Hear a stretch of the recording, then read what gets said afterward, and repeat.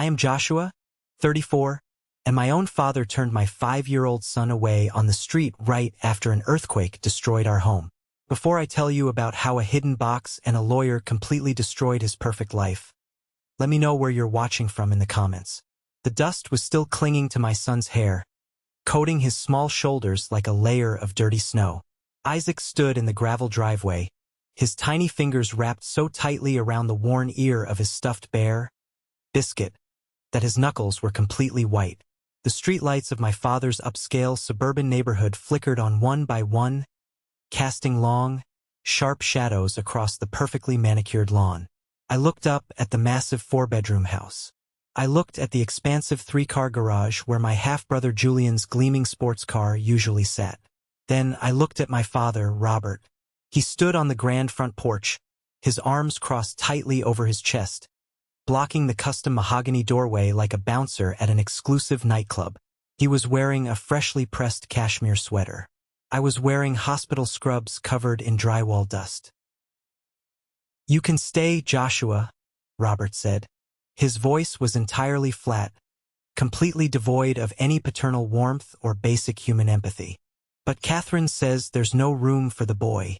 Julian needs the game room for his streaming setup, and Catherine uses the guest room for her morning Pilates.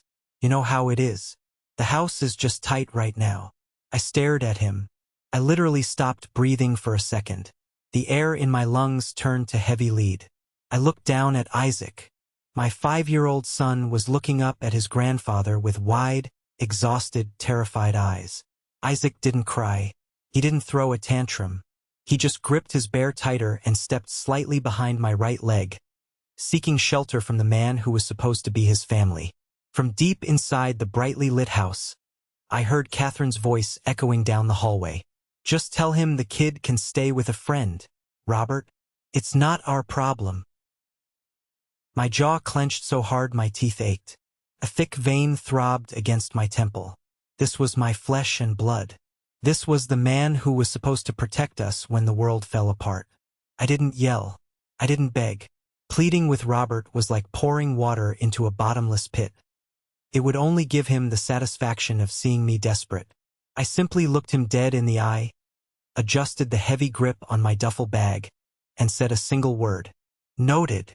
I turned around, picked Isaac up in my arms, and walked back to my beat-up sedan parked on the curb. I buckled my son into his car seat, making sure the straps were secure across his chest. I didn't look back at the house. I put the car in drive and pulled away into the dark street. At that exact moment, I still didn't know the darkest secret Robert was hiding behind those mahogany doors. I didn't know that the very ground he was standing on belonged to me. Let me take you back a few hours to show you exactly how we ended up standing in that driveway. It was a Tuesday, 2:47 p.m. I had just gotten off a brutal 12-hour night shift as an ER nurse. It was the kind of grueling shift where your scrubs smell like bleach, sweat, and absolute panic, and your feet feel like they've been beaten with heavy hammers. I had finally picked Isaac up from his daycare center, brought him back to our cramped second-floor apartment in Midtown Sacramento, and made him a simple grilled cheese sandwich for a late lunch. I was standing at the kitchen sink, washing a single ceramic plate, when the floor suddenly dropped beneath my feet. It didn't just shake. It shifted violently, like the earth itself was trying to throw us off. The sound came first, a deep, guttural, terrifying roar from beneath the concrete foundation, sounding exactly like a runaway freight train crashing through our basement. The wooden kitchen cabinets slammed open. Glass cups and ceramic plates launched out, shattering into hundreds of jagged pieces against the cheap linoleum floor. "Dad!" Isaac screamed, his voice piercing through the rumble.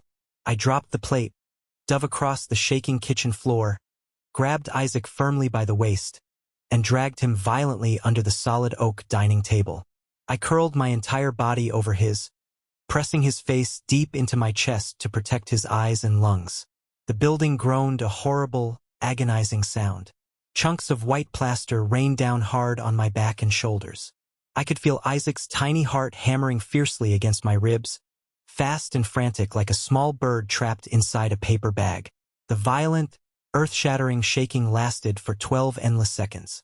Every single second felt like an hour. When it finally stopped, a thick, suffocating cloud of white drywall dust hung heavily in the air. I coughed, pulling Isaac out from under the table. The load-bearing wall in our narrow hallway was split wide open. A jagged, dark crack ran all the way from the ceiling straight down to the warped floorboards. Water hissed violently from a busted copper pipe hidden inside the wall, spraying across the carpet. 2 hours later, the city structural inspector stood in the middle of my ruined living room holding a clipboard. He didn't even look apologetic. He just slapped a bright red, terrifying tag directly on the front door. Structure is severely compromised. Everyone out. You can't stay here tonight. It's too dangerous. Just like that, we were entirely homeless. The panic set in. As a single father, my biggest fear was losing custody if child services ever thought I couldn't provide a safe home.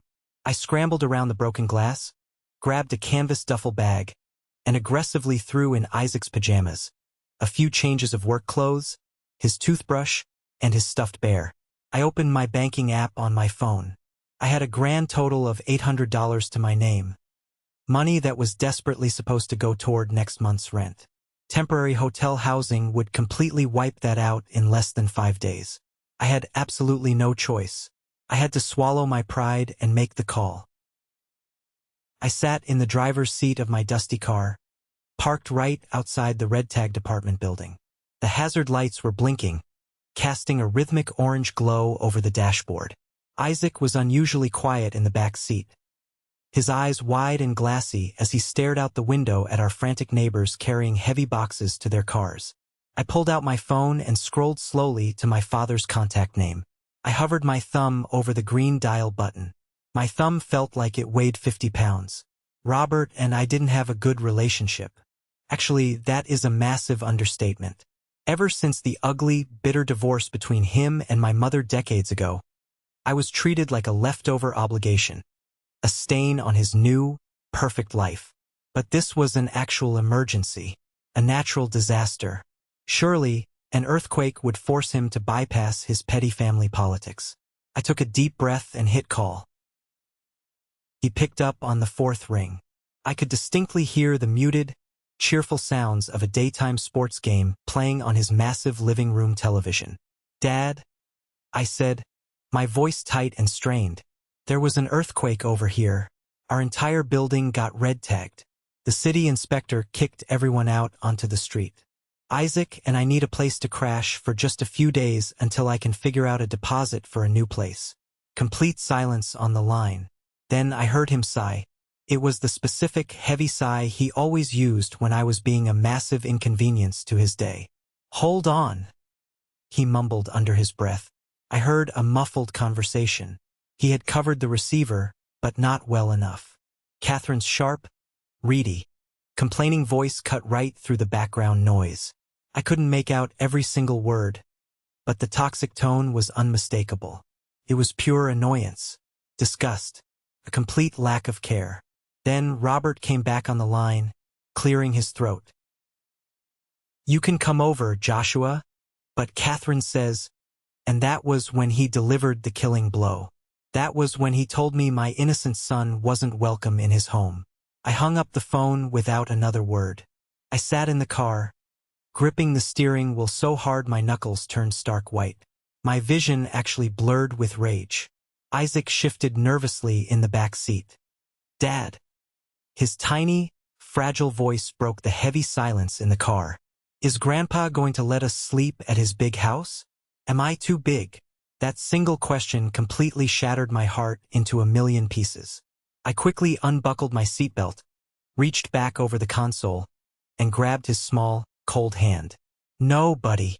You are the perfect size. You are exactly right. We're going to Uncle Carter's house.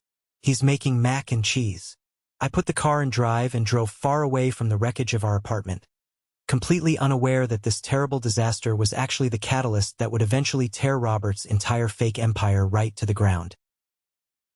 Carter was my absolute best friend and a fellow trauma nurse in the ER. We had survived countless brutal, bloody shifts together, the kind where you have to rely on the person next to you to keep a patient breathing. When I finally pulled up to his small, modest bungalow on the east side of town, he was already standing on the front porch waiting for us.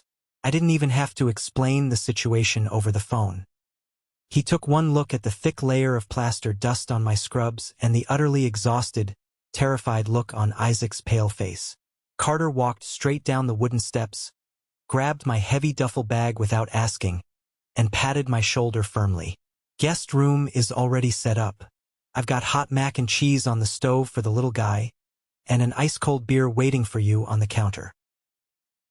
He didn't ask a single probing question.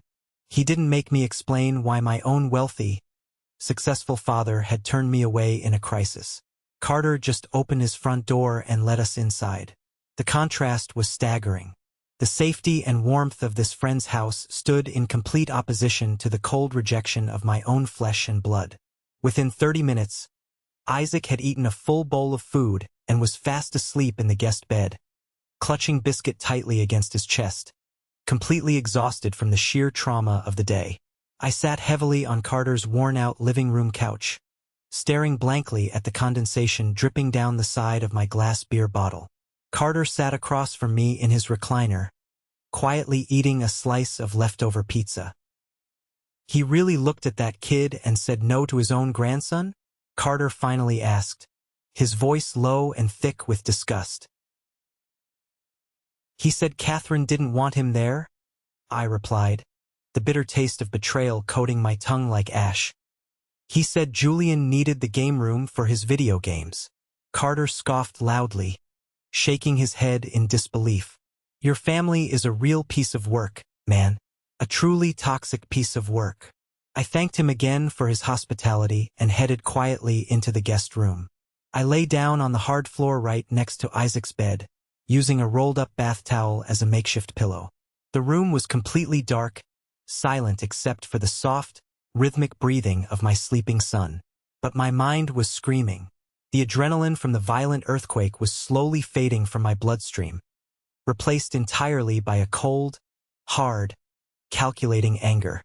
Lying there on the floor, staring up at the dark ceiling, the bitter memories started playing in my head like a cruel, unavoidable movie. I had spent my entire life standing entirely in the shadow of Julian, my younger half-brother. Julian was the ultimate golden child. He was Catherine's biological son, the prince of the household. From the exact day Julian was born, I became an invisible, unwanted ghost in my own family. I remembered the dark, rainy day of my mother's funeral. I was 12 years old, standing by the grave entirely alone. Robert didn't even hold my hand. I remembered trying to scrape together money for a college fund a few years later. I worked 3 exhausting jobs: flipping greasy burgers at a fast food joint, stocking heavy shelves at a grocery store at midnight, and cleaning up a local gym before dawn, just to afford my nursing degree. I had absolutely zero financial help. Robert looked me in the eye and told me that building character through grueling hard work was the best gift a father could ever give a son. But when Julian barely graduated from a mediocre, overpriced private college with a degree in something utterly useless, Robert bought him a brand new silver Porsche. I literally stood there in the driveway, wearing my faded blue hospital scrubs, and watched Robert proudly hand the shiny keys to Julian. There was a massive red bow on the hood of the car. I was holding a cheap congratulatory card I had bought at a dollar store. The hypocrisy was sickening. My nursing salary was decent, especially after a recent promotion to shift lead, but paying off my massive student loans and raising Isaac entirely alone meant I was always living paycheck to paycheck, counting every single dollar. Meanwhile, Julian lived completely rent-free in a luxury downtown apartment that Robert owned. He spent his days trading volatile crypto stocks and posting obnoxious photos of luxury watches on social media. I had always accepted this painful dynamic. I had successfully convinced myself that I was the strong one, the independent one who didn't need their toxic money. But tonight, seeing my innocent son brutally rejected from their home, something deep inside my chest finally snapped. The long-held illusion broke into pieces. This wasn't about building character. This was about deliberate erasure. Robert didn't just favor Julian. He actively despised my existence because I looked like my mother, the woman who had dared to demand a divorce when she realized what a monster he truly was. It was 2 a.m. Couldn't sleep. My eyes were wide open in the suffocating darkness of the room. I sat up slowly, making sure not to wake Isaac. The guest room Carter gave us doubled as his extra storage room. Stacked haphazardly in the far corner were a few heavy cardboard boxes I had asked Carter to hold on to for me a few years ago when I had to downsize to a smaller, cheaper apartment. One of the boxes was sealed tightly with brittle, yellowing packing tape that had started to peel at the edges. Written on the side of the cardboard in thick black marker were 3 simple words: Mom's things. After my mother died in that tragic car accident, Robert packed up her entire life in less than 2 days. He shoved all her precious memories into boxes and threw them into the dark attic like garbage. After the funeral, he aggressively forbade anyone from mentioning her name again. Exactly 1 year later, Catherine moved her designer luggage into the master bedroom. I crept silently over to the box, trying not to make a single sound on the floorboards. I pulled out my pocket knife, flipped open the blade, and sliced cleanly through the old tape.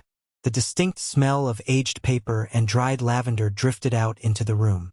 It was a specific, comforting smell I hadn't encountered in decades.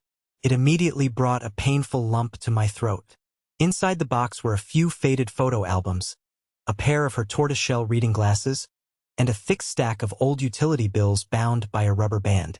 I started sifting carefully through the papers, my hands trembling slightly in the dark. Near the very bottom, buried safely beneath a thick, folded wool sweater, was a large, heavy manila envelope. I pulled it out. The return address printed in the top left corner immediately caught my eye. It was from Tucson, Arizona. The name written clearly above the address made my heart skip a violent beat. Martha Hayes, my grandmother, my mother's mother. Robert had told me years ago, with a very serious look on his face, that Grandma Martha had suffered a severe, debilitating stroke. He said she had developed severe dementia, didn't remember anyone's face anymore, and was placed permanently in a state-run medical facility. He insisted that visiting her would only cause me unnecessary psychological pain. I was just a naive teenager. I trusted him. I believed his lie. The envelope was officially postmarked October 2003. I carefully opened the metal clasp and pulled out the contents. There was a single letter written on delicate lavender stationery, and a thick, heavy stack of legal documents firmly stapled together. I unfolded the letter. The handwriting was elegant, beautiful, and completely steady. My dearest Joshua, the letter began, the ink still vibrant against the paper. If you are reading this, I hope you are well and happy. Your mother always wanted to make absolutely sure you were taken care of in this world. Before she passed away, we made a solemn promise to each other. I have created a secure trust for you. It is called the Hayes Family Legacy Trust. It includes the family house on Burwood Street and exactly $210,000 in a secure, high-yield savings account. This is your rightful inheritance, Joshua. When you turn 25 years old, everything in this trust becomes legally yours. I love you, my brave, wonderful boy. Never let anyone in that house make you feel small. Love always, Grandma Martha. I stopped reading. I blinked hard, aggressively rubbing my eyes, staring at the specific numbers written clearly in blue ink. $210,000. And an entire house. My lungs completely stopped working. I couldn't pull in a single breath of air. I quickly looked at the dense legal documents stacked beneath the letter. It was a highly official, notarized declaration of trust. I flipped frantically through the dense, confusing legal jargon until I finally found the designated beneficiary page. Sole beneficiary Joshua Hayes. Then, my eyes darted down to see the name listed under the trustee section. The specific person legally responsible for managing the money and maintaining the property until I turned 25. Trustee Robert Hayes. I turned 25 exactly 9 years ago. I had never seen a single solitary dime of this massive amount of money. I had never been handed a shiny brass key to any house on Burwood Street. Instead, I had taken out massive, crippling student loans that I was still paying off. I had struggled terrifyingly to buy expensive baby formula for Isaac when he was just an infant. I had eaten cheap ramen noodles for weeks straight just to make sure I could pay my rent on time. And all along, for all those years of desperate struggling, there was a trust fund. A massive, life-changing inheritance. Managed entirely by the very man who just looked down his nose and told my 5-year-old son to sleep on the street. My hands began to violently shake. Not out of sadness, not out of shock, out of pure, unadulterated, blinding rage. I carefully set the fragile papers down on the carpet. I needed hard facts. I needed irrefutable evidence. I aggressively pulled my laptop out of my duffel bag and opened it right there on the floor, the bright white screen harshly illuminating the dark corners of the room. I quickly connected to Carter's Wi-Fi network. My fingers flew across the keyboard like lightning. I went straight to the official Sacramento County Assessor's public property database. I typed the address directly into the search bar, 412 Burwood Street. The detailed property records loaded instantly. Built in 1978. 3 bedrooms, 2 updated baths. I scrolled rapidly down to the transaction and ownership history. My eyes immediately locked onto a legally recorded transfer dated March 14, 2018. That was the exact year I turned 26. Document type: quitclaim deed. Grantor: Hayes Family Legacy Trust. Grantee: Robert Hayes and Catherine Hayes. Sale price: $0. $0. A completely free, uncompensated transfer of massive wealth. I knew enough about the law to know that a quitclaim deed is a legal document used to rapidly transfer interest in real estate. But for a trust to legally transfer property directly to the trustee personally, the named beneficiary, which was me, would have had to explicitly sign off on it in front of a licensed witness. I quickly downloaded the PDF image of the original scanned deed. I scrolled anxiously to the final signature page. There, at the very bottom right corner, was my name, Joshua Hayes, signed boldly in black ink, officially notarized with a state stamp by a woman named Evelyn Vance. I stared intensely at the signature. It wasn't mine. It wasn't even close. The loop on the J was entirely wrong, curving in a way I never wrote it. The slant of the letters was far too aggressive. Someone had clearly tried to forge my handwriting by looking at an old document, and they had done a decent job at a quick glance, but I sign hundreds of complicated medical charts every single week. I know the exact biomechanics of my own signature. They stole it. Robert and Catherine literally, brazenly stole my inheritance. They forged my legal name, took the valuable house out of the trust, sold it a year later in a booming market for a massive, untaxed profit, and pocketed every single dollar of the cash. And the $210,000 from the savings account? I immediately thought of Julian's brand new silver Porsche. I thought of Catherine's sudden, ridiculously expensive kitchen remodel featuring imported Italian marble countertops. It all made sickening, horrifying sense now. They had literally built their luxurious, comfortable life standing directly on the money my grandmother had saved to protect me. It was 4 a.m. now. I didn't care about the time. I needed to know the absolute rest of the truth. I opened a new tab and searched my grandmother's full name, Martha Hayes, Tucson, Arizona. If Robert lied so easily about the massive amount of money, he absolutely lied about her medical condition. The search results quickly brought up a digital copy of a local community newsletter from a sunny retirement village in Tucson, dated just 3 months ago. There was a full-color picture. It was Grandma Martha. She looked older, her hair completely snow-white now, but she was standing perfectly straight, smiling warmly, and holding a beautiful glass plaque for organizing a massive community garden project. No dementia, no stroke, no depressing state-run medical facility. I found the main administrative phone number for the retirement village. I sat on the floor and waited for exactly 4 agonizing hours. At exactly 8:01 a.m., I stepped quietly out onto Carter's wooden back porch into the crisp, cold morning air and dialed the Arizona number. I asked the cheerful receptionist to please connect me to Martha Hayes's private room. The line clicked. It rang twice. Hello. The voice was frail, slightly raspy, but incredibly clear and sharp. Grandma! My voice cracked instantly. Couldn't stop it. The emotional weight of the last 24 hours crushed me. It's Joshua. There was absolute, heavy silence on the line. For 5 agonizing seconds, I heard nothing but the faint, shaky sound of her breathing. Then, a sharp, sudden gasp. Joshua? My Joshua! She started crying.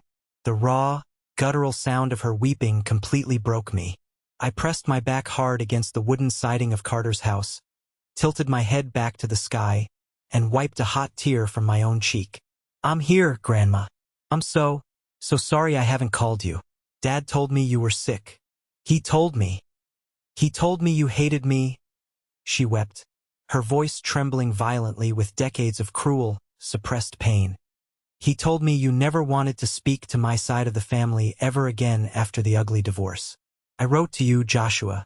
I wrote to you every single Christmas for 22 years. Every single letter came back to my mailbox. Return to sender. Your father wrote it on the envelopes himself. He intercepted the mail. He systematically and intentionally cut me off from the only family member who actually genuinely loved me, just to control the narrative and successfully hide the trust fund money. Grandma, I said, my voice dropping an entire octave, solidifying into absolute steel. Dad stole the trust. He forged my signature on legal documents and took the Burwood house. He took everything. The crying stopped instantly. The deep sorrow in her voice vanished in a split second, replaced immediately by the cold, hard, terrifying fury of a mother who realizes her beloved child has been deeply wronged. Then we are going to burn his entire fake life down to the ground, Joshua, Grandma Martha said, her voice dripping with venom. Every cent, every brick. Call a lawyer right now. Carter knew a guy. Working in a chaotic ER, you meet absolutely everyone, from injured construction workers to high-powered corporate attorneys having panic attacks. Carter made a quick phone call, called in a massive favor, and by 1 p.m. that exact same day, I was sitting in the sleek, glass-walled, high-rise office of Anthony Mercer. Anthony was a legal bulldog in a custom-tailored Italian suit. He specialized specifically in high-stakes probate, inheritance fraud, and trust litigation. He sat silently behind his massive mahogany desk, meticulously reviewing the printouts I had brought. The 2003 lavender letter, the suspicious quitclaim deed, the county property records. He didn't speak a single word for a full 5 minutes. He just read, his eyes darting across the pages. Finally, he took off his expensive reading glasses, placed them on the desk, and looked directly at me. Your father is an arrogant, sloppy fool, Anthony said calmly, his voice full of quiet authority. He committed textbook felony fraud. As the appointed trustee, he had a strict, unbreakable fiduciary duty to you. Forging a beneficiary's signature to maliciously misappropriate trust assets is not just a civil matter where he pays a fine, Joshua. It's criminal. It carries prison time. I want absolutely everything back, I said, leaning forward in the leather chair. I want the money he stole. I want the full market value of the house. And I want him to look my son in the eye while he loses his entire empire. Anthony nodded slowly, a dangerous smile forming. Here is the strategy. We move completely silently. If Robert catches even a slight wind of this, he will immediately start hiding assets, moving cash to offshore accounts, or shredding vital documents. We have to formally request the original notarized documents from the county clerk and quietly subpoena the bank records for the trust account. But most importantly, we need to irrefutably authenticate that fake signature. He slid a thick, premium business card across the polished desk. Dr. Alan Gray, board-certified forensic document examiner. You go see Dr. Gray tomorrow morning. Give him 5 clear examples of your real signature from that specific year. Once I have his sworn legal affidavit stating that the quitclaim deed is a definitive forgery, I prepare the nuclear bomb. We don't just sue him politely. We file an aggressive petition for immediate removal of the trustee, demand full restitution with maximum interest, and officially refer the forgery to the district attorney. I felt a dark, satisfying thrill race through my exhausted veins. How long will this take? 30 days, Anthony said. Can you play nice and pretend everything is normal for 30 days? I thought about Robert standing on his porch, turning Isaac away into the cold night. I can play whatever role I need to. The next 3 weeks were a grueling masterclass in extreme psychological torture. I moved Isaac into a small, temporary, incredibly overpriced rental apartment using an emergency loan from Carter. I aggressively worked double shifts at the hospital to keep my mind busy. Every single time my phone rang and Robert's name popped up on the bright screen, I had to physically force my jaw to unclench and my muscles to relax before hitting answer. Dr. Gray, the forensic handwriting expert, was absolutely meticulous. He required irrefutable exemplars of my handwriting from the exact same year the forgery took place. I spent hours digging up old tax returns, apartment lease agreements, and signed medical logs from the hospital archives. Exactly 1 week later, Anthony called me while I was eating a sandwich in the hospital break room. It's a confirmed, undeniable forgery, Joshua. Dr. Gray's comprehensive report is totally bulletproof. The pen pressure, the stroke velocity, the terminal angles of the ink, none of it matches your biometric profile. But it gets even better. Better how? I asked, stopping my pacing and gripping the phone tightly. I ran a deep background check on Evelyn Vance, the specific notary public who stamped the quitclaim deed validating your fake signature. Guess where Evelyn works? Where? She's a senior administrative assistant at the exact same boutique real estate brokerage where Catherine used to work before she retired. She's Catherine's best friend from college. They were sorority sisters. I stopped breathing for a second. The final, missing puzzle piece clicked perfectly into place. Robert didn't act alone in a moment of panic. Catherine wasn't just a passive, innocent bystander. She was the mastermind architect. She specifically used her closest friend to illegally notarize the fraudulent document without me ever being present in the room. It was a calculated, premeditated conspiracy. They're both going down, Anthony said, his voice laced with deep professional satisfaction. The legal petition is fully drafted. The bank subpoena is ready. I just need the perfect, most impactful moment to serve him. I know exactly when, I said, looking at a digital notification that had just popped up on my phone screen. It was an obnoxious digital invitation from Catherine. A massive family dinner party to celebrate Julian's upcoming luxury vacation to Europe. I walked into Robert and Catherine's sprawling house on a Friday night. The rich, savory smell of expensive pot roast and red wine filled the air. I had strategically left Isaac with Carter for the evening. I needed to be completely unencumbered and highly focused for this performance. Julian was lounging lazily on the massive, custom leather sofa, swiping mindlessly through his phone. He looked up when I walked in, flashing a highly condescending, arrogant smirk. Hey Josh, hear about the crappy apartment situation. Tough break, man. If you need a couple $100 to tide you over, let me know. He smugly patted his designer pocket. Outside the large bay window, his gleaming silver Porsche caught the bright light from the street lamp. I looked at the expensive car. Bought entirely with my grandmother's money. Bought with my stolen future. I'm fine, Julian. Just working hard, I said, forcing a polite, tight smile. At the massive dining table, the underlying tension was thick, hiding just beneath the polite clinking of heavy silver cutlery against fine china plates. Robert sat at the absolute head of the table, cutting his meat with precise, aggressive strokes. Catherine was pouring expensive wine, her fake, overly sweet smile plastered permanently on her face. Halfway through the meal, Robert cleared his throat loudly. He looked directly at me, his eyes narrowing slightly, assessing me. So, Joshua, Robert said casually, entirely too casually, I received a very weird piece of mail the other day. Some confusing notice from a bank about an old family trust account. Did you get anything like that in the mail at your old place?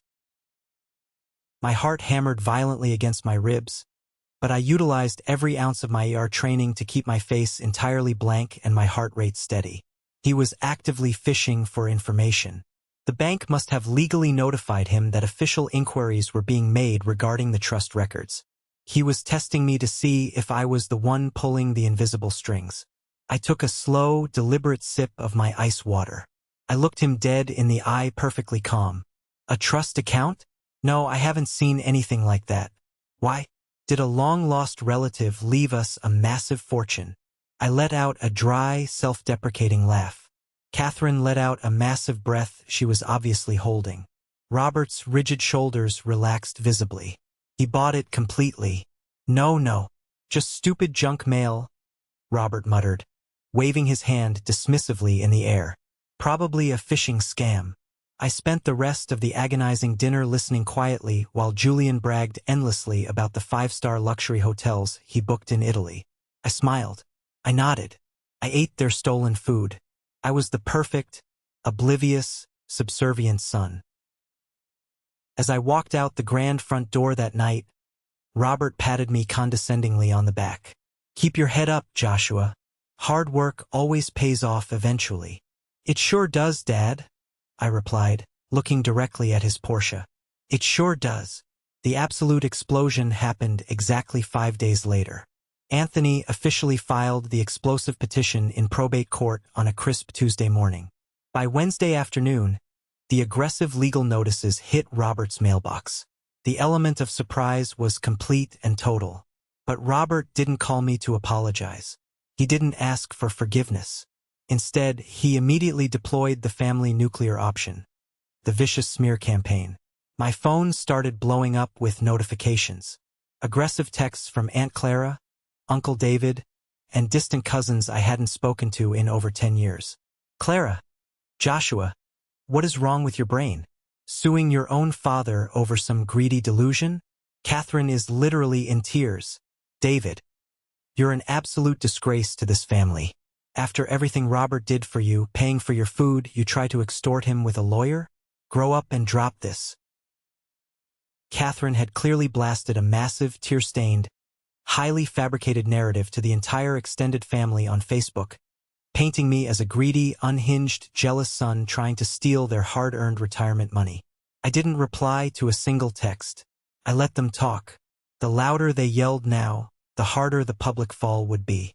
Anthony had arranged for a highly professional private process server to deliver the official court summons for the felony forgery and fraud charges. We didn't send it to Robert's quiet office. We sent it directly to his house on Saturday afternoon. It was Julian's massive, catered birthday barbecue. 30 wealthy guests. Expensive catered food. A live acoustic band playing on the expansive stone patio. According to Aunt Clara, who later confessed this exact scene to me in absolute tears of shame, the process server walked right past the expensive balloon arch, stepped boldly onto the patio, and approached Robert right in front of his corporate boss, his wealthy neighbors, and his entire judging family. "Robert Hayes?" the server asked loudly, cutting right over the live music. "Yes," Robert said, holding a pair of silver grilling tongs. "You've been served." The server slapped the incredibly thick stack of legal documents right onto the silver platter of steaks. The band stopped playing. Julian dropped his expensive craft beer. Catherine's face drained of all human color. Robert ripped open the envelope. He saw the forensic report. He saw the terrifying words felony forgery. And he saw the mandatory court date. The lavish barbecue ended exactly 10 minutes later in total, humiliating silence. The Sacramento County Courthouse was a towering, intimidating building constructed of cold marble and heavy oak doors. I walked confidently down the echoing corridor wearing my only good, tailored suit. Anthony walked right beside me, carrying a thick leather briefcase that held the absolute destruction of Robert Hayes's life. When we entered courtroom 4B, Robert, Catherine, and Julian were already sitting rigidly at the respondents' table. They had hired an incredibly expensive defense lawyer, a guy in a flashy pinstripe suit who looked visibly nervous while flipping through his incredibly thin folder of defense documents.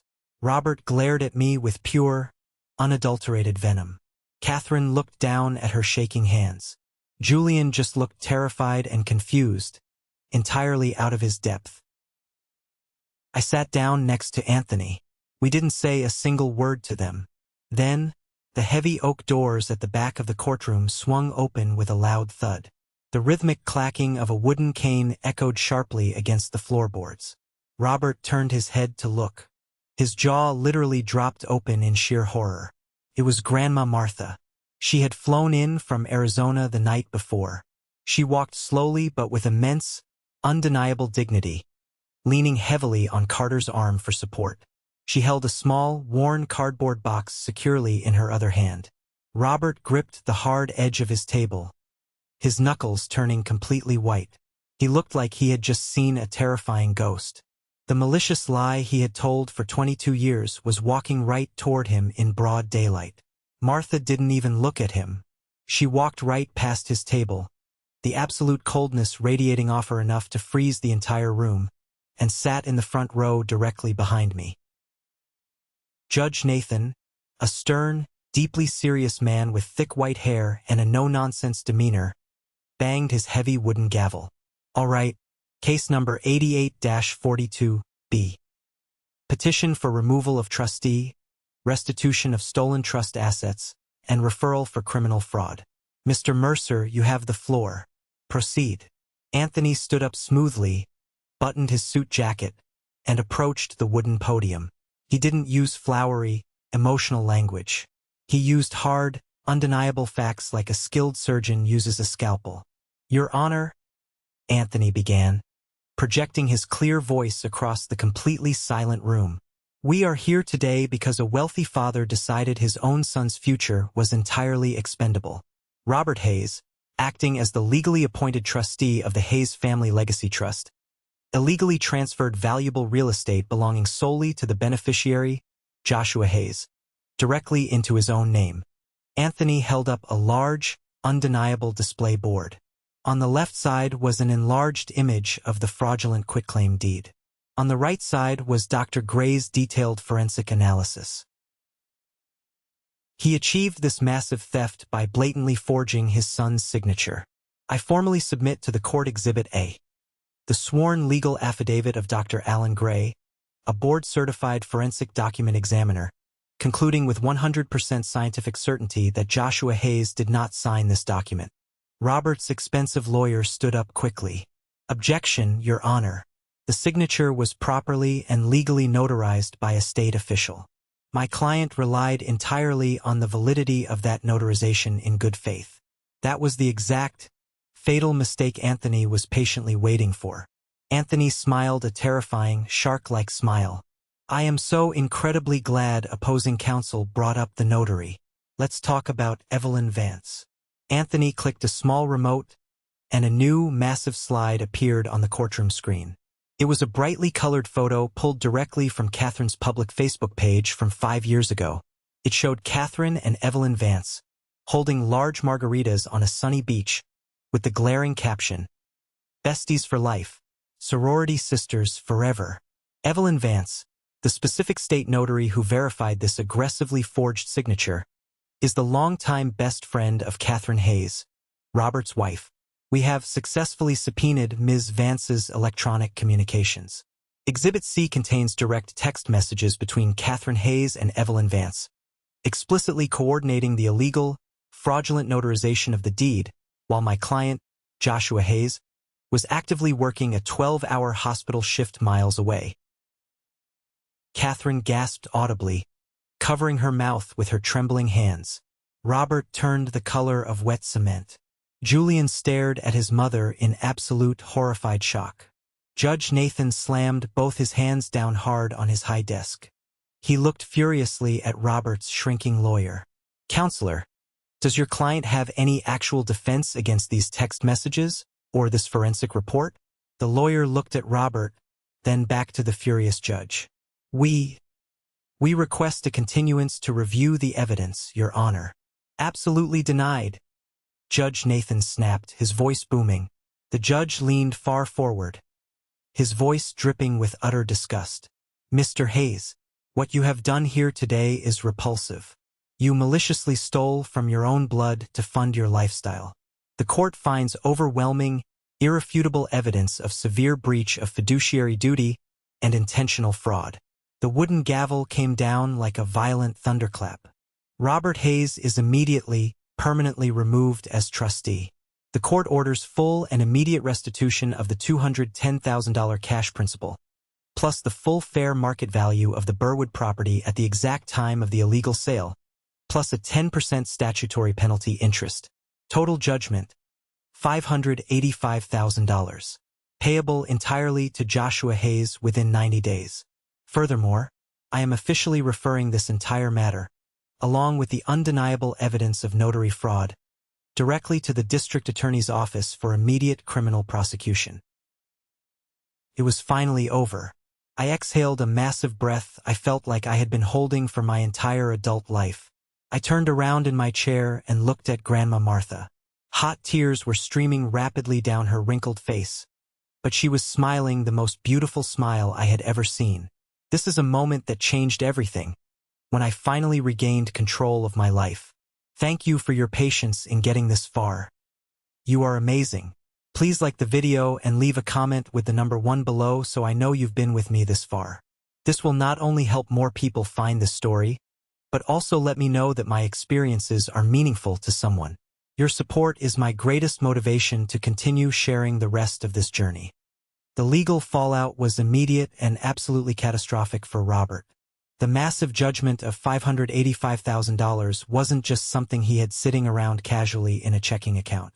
His entire illusion of wealth was tied up completely in his oversized suburban house, Catherine's ridiculous luxury lifestyle, and Julian's expensive toys.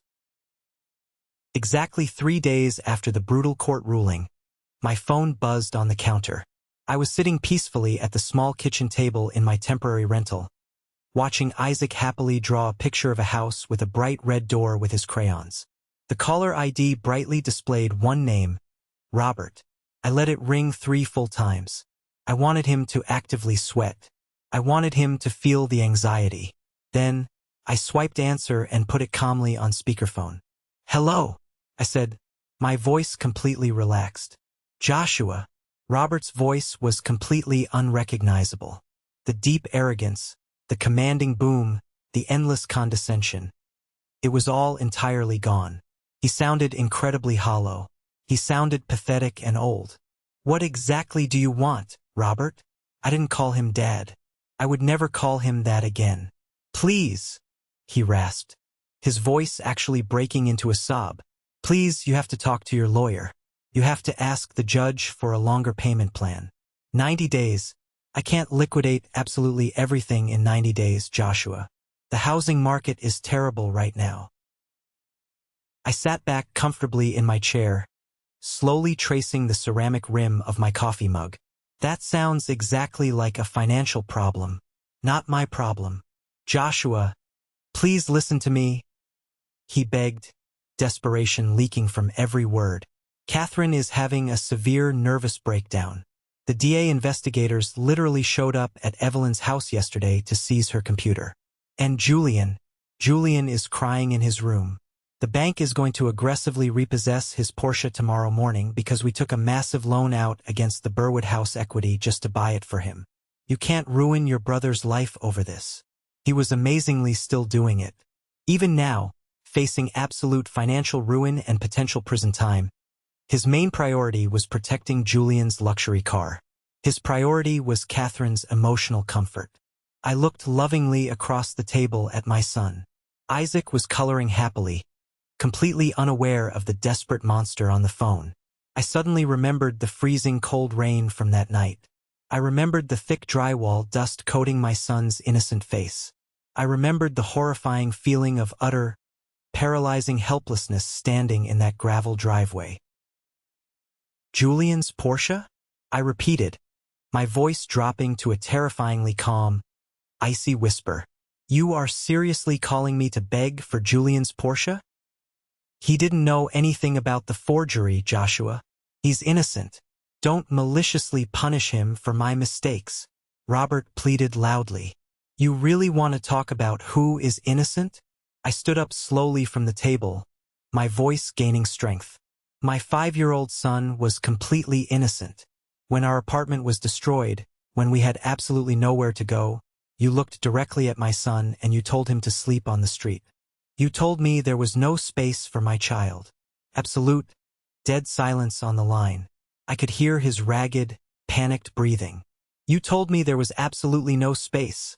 I continued, my voice echoing powerfully in the small kitchen. In a massive house that you bought using money stolen directly from me. You used my son's future college fund. You used my financial security to buy your lazy golden child a sports car. Joshua, please. I'm your father. There will be no payment plan, Robert, I said, cementing the steel boundary once and for all. You have exactly 87 days left to pay the full $585,000. If you are even 1 day late, Anthony will file a hard lien on your house, and the county sheriff will auction it off from right under you. Do not ever call this number again. I pressed end call. I permanently blocked the number. I put the phone face down on the counter. My hands weren't shaking anymore. My heart wasn't racing. For the very first time in 34 years, the heavy, suffocating, toxic weight of seeking my father's approval was completely gone. I was finally free. The spectacular collapse of their fake empire happened publicly, rapidly, and brutally. Catherine's incredibly active Facebook page, once a daily, annoying stream of luxury vacations and passive-aggressive quotes, went entirely embarrassingly silent. Aunt Clara and Uncle David, who had loudly called me a disgrace just weeks ago, suddenly had absolutely nothing to say when the highly public court records showing the felony forgery hit the local community news blog. They frantically tried to refinance their massive mortgage, but with the impending, highly publicized criminal charges, absolutely no bank would touch Robert with a 10-foot pole. At exactly day 45 of the 90-day window, the glaring for sale sign went up on their massive, perfectly manicured suburban lawn. Because they were incredibly desperate for a lightning-fast cash sale to satisfy the massive court judgment before the deadline expired, they had to list the beautiful house for hundreds of thousands of dollars significantly below market value. They completely lost all their equity. They lost their country club status. I drove by the large house exactly once after the sale. It was a rainy Tuesday afternoon. A large, loud tow truck was backed aggressively into the driveway. I parked quietly across the street and watched in absolute silence as the operator hooked heavy chains up to Julian's gleaming silver Porsche and dragged it unceremoniously onto the flatbed. Julian was standing helplessly on the lawn in the rain, yelling furiously into his cell phone, looking utterly defeated and small. Catherine was struggling to carry cheap cardboard boxes out to a rented, dirty U-Haul truck. She looked incredibly haggard, her expensive designer clothes completely replaced by baggy gray sweatpants. I watched them struggle for about 5 minutes. I didn't feel a single ounce of pity. I didn't feel malicious joy either. I just felt a profound, heavy sense of permanent closure. The universe had finally, forcefully balanced the scales. I put my car in gear and drove away toward the hospital for my shift. I had a beautiful new life to build with my son, and I wasn't going to waste another single second looking in the rearview mirror at people who never truly loved me. It took exactly 86 days for the money to finally clear. I remember the exact moment it happened. I was sitting in the cramped break room at the hospital, wearing my standard blue scrubs, eating a cold turkey sandwich out of a plastic container. My phone buzzed on the cheap laminate table. It was an automated email notification from my bank. I unlocked my screen and opened the banking app. The little loading circle spun for 2 seconds, and then the numbers appeared on the screen. Available balance, $585,412. I didn't cheer. I didn't jump up and down. I just stared at the glowing screen until my vision blurred with tears. This wasn't just money. This was my grandmother's love. This was my mother's legacy. This was my son's entire future. His college fund. His safety. Securely locked away from the greedy hands of a man who had tried to erase us. I transferred a large portion of it into a high-yield savings account for Isaac immediately. Then, I called my lawyer, Anthony, to thank him for saving my life. He just laughed his deep, booming laugh and told me to go buy a house. So that is exactly what I did. I didn't want a massive, echoing mansion in the wealthy suburbs like Robert's house. I wanted a home. I spent 3 weeks looking at properties until I drove down a quiet, tree-lined street called Maplewood Lane, just 2 miles from the hospital and 3 blocks from a highly rated elementary school. It was a modest, beautiful 2-bedroom craftsman cottage built in the late 1990s. It had a small, fenced-in backyard with a sprawling oak tree, a wide front porch perfect for sitting out in the evenings, and a bright, open kitchen with real granite counter space. The moment I walked through the front door, I felt an overwhelming sense of peace. The floors didn't creak. The walls felt incredibly solid. I put in a cash offer that same afternoon, and within 30 days, the keys were resting heavily in the palm of my hand. The very first Saturday after we officially moved our boxes into the new house, I left Isaac inside eating cereal and walked out to the driveway with a large tarp, a roll of painter's tape, and a heavy gallon of premium exterior paint. I spent 3 hours meticulously taping the edges and applying 2 thick, even coats of paint to the wooden front door. When it was finally dry, I called Isaac out to the front yard. He walked out in his socks, holding his stuffed bear, Biscuit, by the ear. He stopped in the middle of the driveway and just stared at the house. His mouth fell open slightly. I had painted the front door a vibrant, brilliant shade of cherry red. I walked over and knelt down next to him on the concrete. "Do you recognize it, buddy?" Isaac looked at the house, then looked at me, his eyes wide with absolute wonder. "It's the door from my drawing. The one I made at Uncle Carter's house." "You designed it, Isaac?" I told him, wrapping my arm tightly around his small shoulders. "You drew it on paper and I just made it real. This is our house. Nobody can ever kick us out of this one.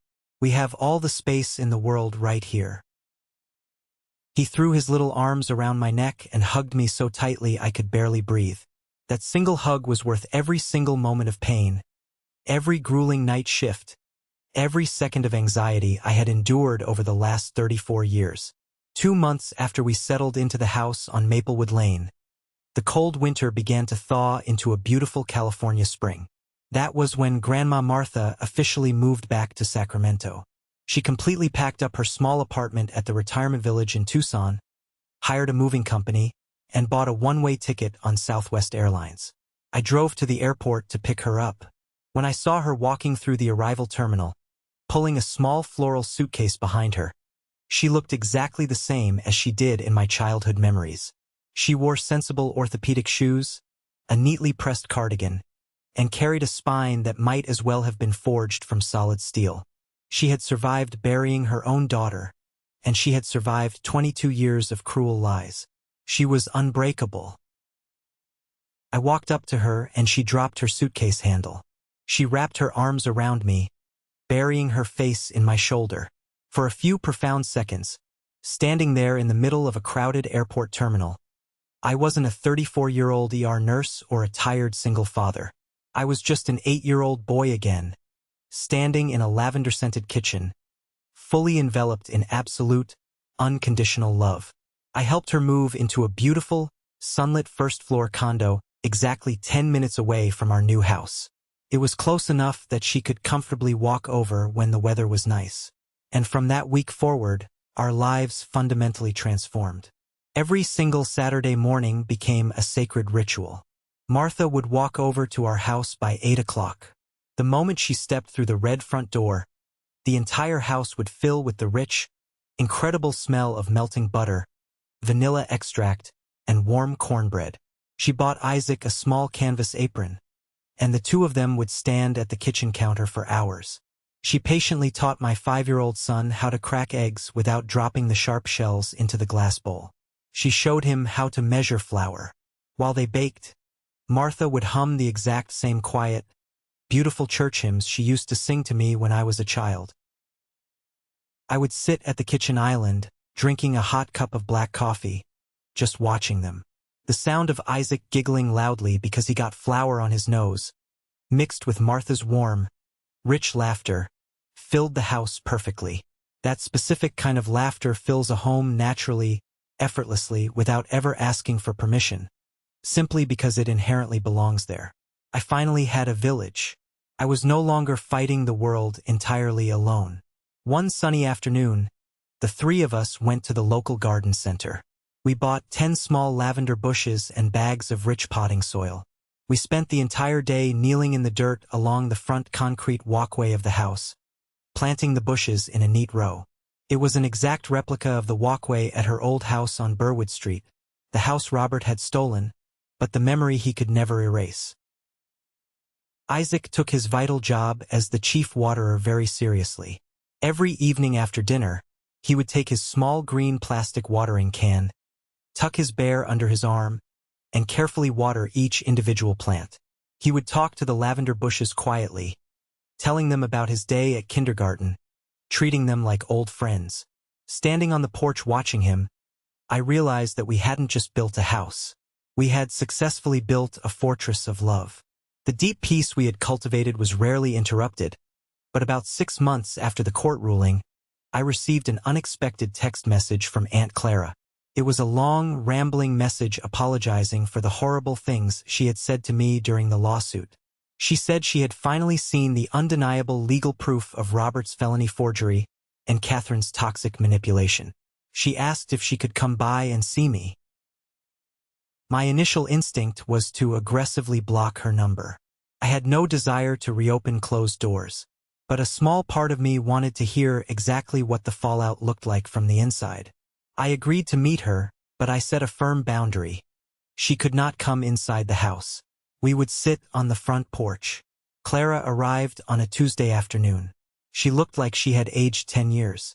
Her posture was slumped, and she nervously clutched her purse.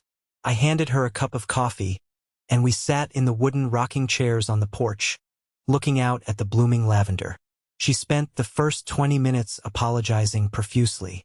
She told me the brutal reality of Robert and Catherine's new life.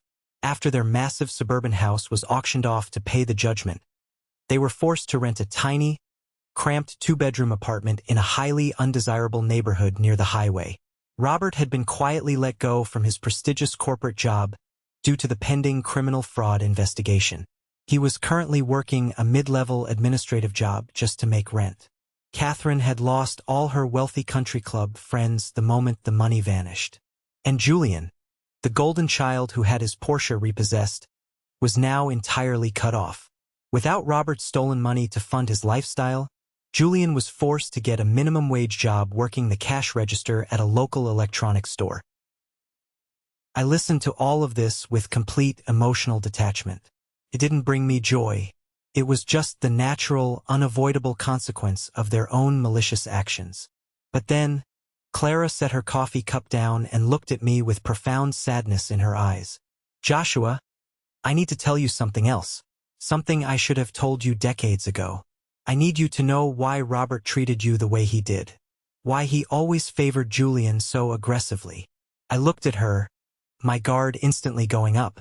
He favored Julian because Julian is Catherine's son. Because I was the leftover baggage from his first marriage. "No," Clara said softly, shaking her head. "It goes much deeper than that. It was about your mother. You see, Robert is a narcissist. He needs absolute control over everyone around him. He needs total submission. Your mother was the only person in his entire life who ever truly stood up to him. When she filed for divorce, she didn't just leave him. She publicly exposed his financial lies, his emotional abuse, his complete lack of empathy. She humiliated his ego." Clara reached out and gently touched my arm. "When your mother died in that accident, Robert took custody of you. But every single day, as you grew up, you looked more and more like her. You have her exact eyes, Joshua. You have her quiet resilience. You have her stubborn independence. You never begged him for attention. You worked 3 jobs to pay for your nursing degree instead of bowing down to him. Every time Robert looked at you, he didn't see a son to love.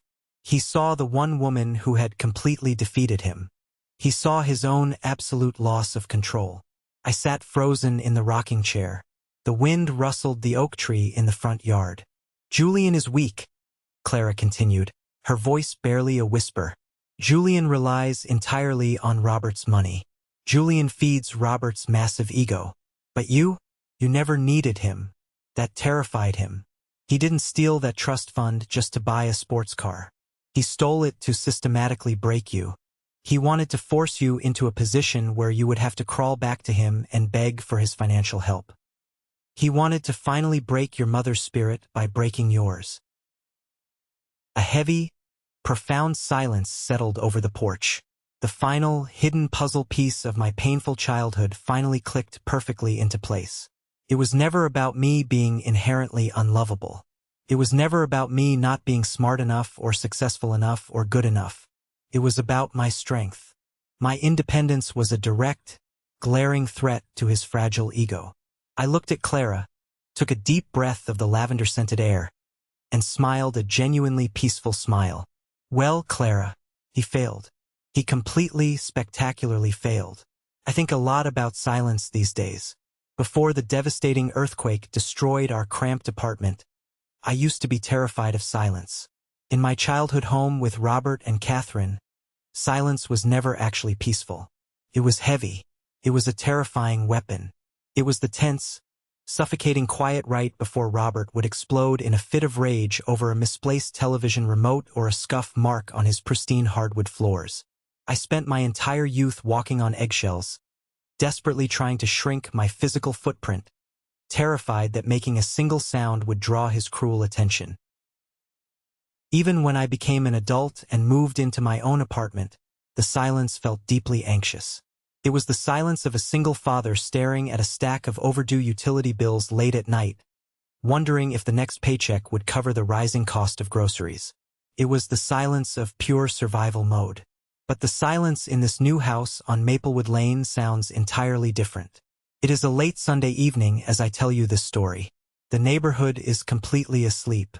The dishwasher is running a quiet cycle in the kitchen.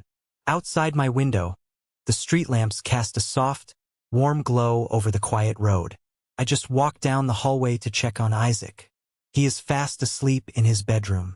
The small, star-shaped nightlight casts a gentle blue light across his walls.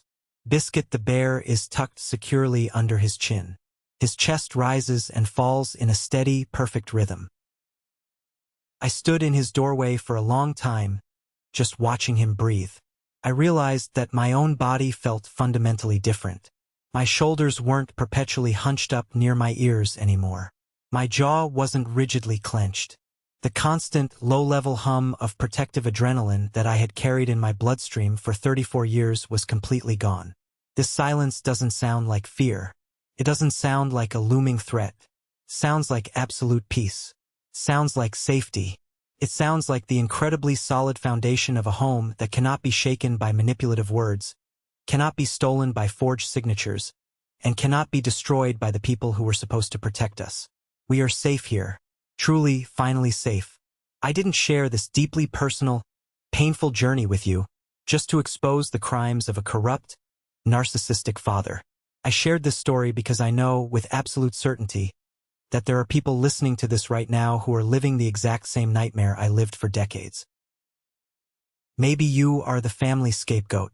Maybe you are the one who is constantly labeled too sensitive, too difficult, or too demanding simply because you dare to ask for basic respect.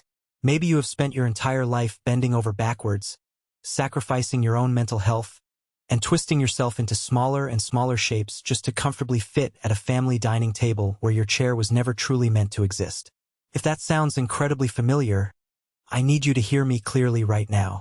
When you live in a toxic environment long enough, you start to deeply internalize the lies.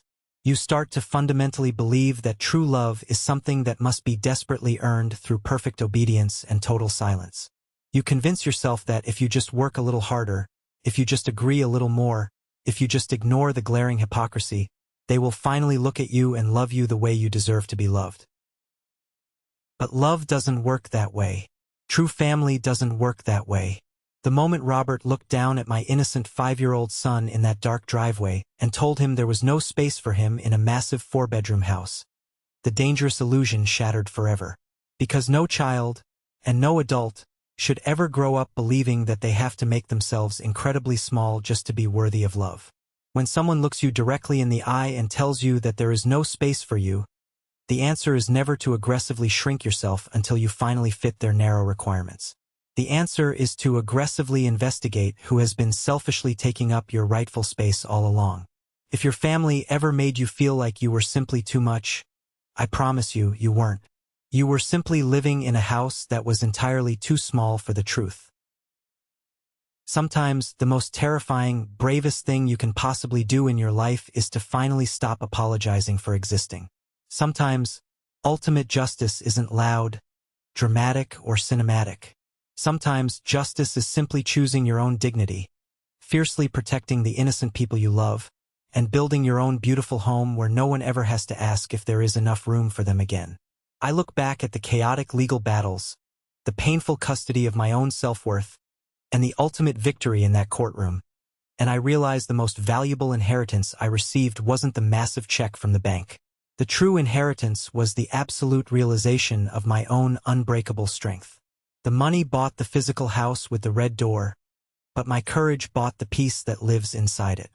We often talk about breaking generational curses, but we rarely discuss how incredibly painful that breaking process actually is. It requires you to look the people who raised you directly in the eye and hold them strictly accountable. It requires you to mourn the loving parents you desperately deserved but never actually had. But once you walk through that intense fire, the freedom on the other side is unimaginably beautiful. You get to become the architect of a brand new legacy. I get to be the father to Isaac that Robert never was to me. I get to ensure that the toxic cycle stops firmly with me. As we close this chapter together, I want to leave you with a profound thought. True family is not determined merely by shared blood or a common last name. True family is determined by consistent respect, unwavering loyalty, and the absolute safety you feel when you walk through their front door. I would love to know how this story impacted you. What is the most important lesson you are taking away from my journey today? Please share your thoughts and experiences in the comments below. If you have ever had to boldly stand up to toxic family members or rebuild your life from absolute scratch, tell me your story. I read every single comment.